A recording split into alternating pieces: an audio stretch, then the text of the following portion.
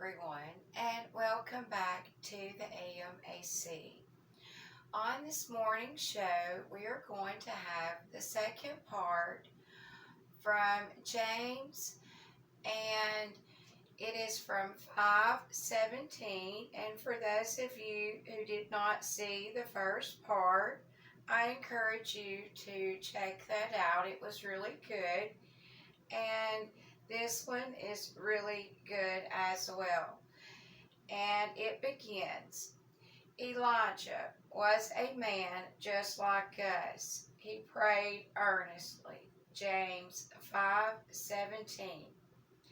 Thank God Elijah was just like us. He sat under a tree, complained to God, and expressed his unbelief, just as we have often done. Yet this was not the case at all when he was truly in touch with God. Elijah was a man just like us. Yet he prayed earnestly. The literal meaning of this in the Greek is magnificent. Instead of saying earnestly, it says he prayed in prayer. In other words, he kept on praying. The lesson here is that you must keep praying.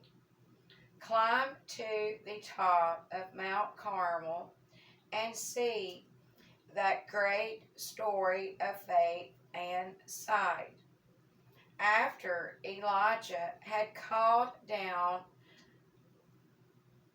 fire from heaven to defeat the prophets of Baal, rain was needed for God's prophecy to be fulfilled. And the man who could command fire from heaven could bring rain using the same methods. We are told Elijah bent down to the ground and put his face between his knees. 1 Kings 18:42. Shutting out all sights and sounds, he put himself in a position beneath his robe to neither see nor hear what was happening.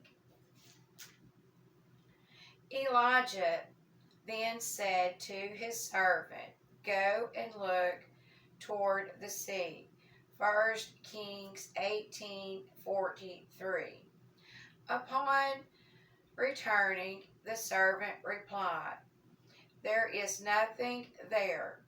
How brief his response must have seemed. Nothing. Can you imagine what we would do under the same circumstances? We would say, "just as I expected," and then would stop praying. But did Elijah give up? No. In fact, 6 times he told his servant, "Go back." Each time the servant returned, saying nothing. Yet the 7th time the servant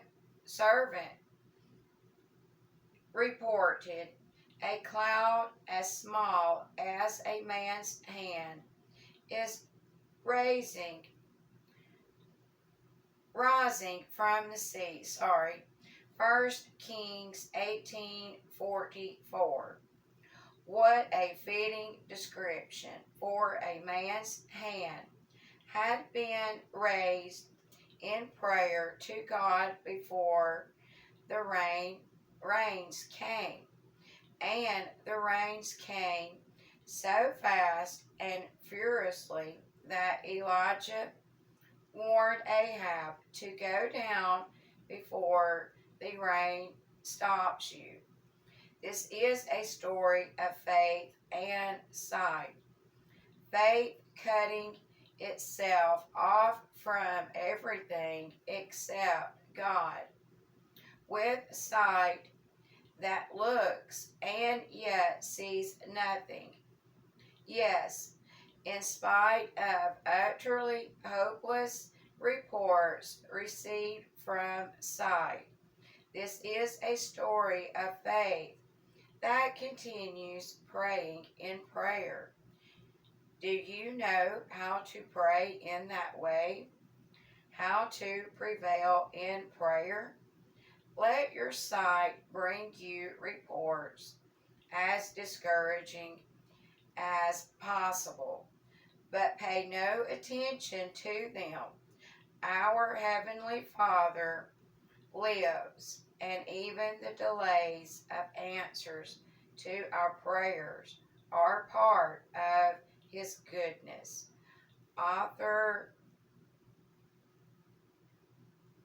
Tappan Pearson. Each of these young boys once gave a definition of faith that illustrates the important aspect of tenacity. The first boy defined faith as taking hold of Christ, the second as keeping our hold on Him, and the third as not letting go of Him. So I do hope you all enjoyed part 2 on the 2-part devotional series, and both of those were from James. So good Monday morning to you all, and as always, I hope you are all well, and until we all see each other again, may God bless you and God keep you.